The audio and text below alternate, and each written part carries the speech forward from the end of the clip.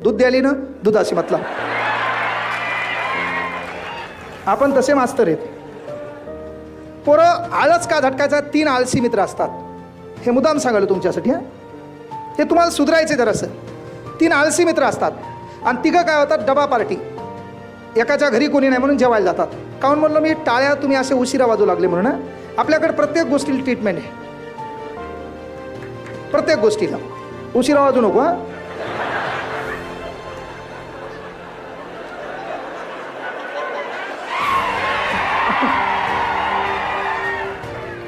उशिरा वाजू नको म्हणजे मही माझ्या गेले ते.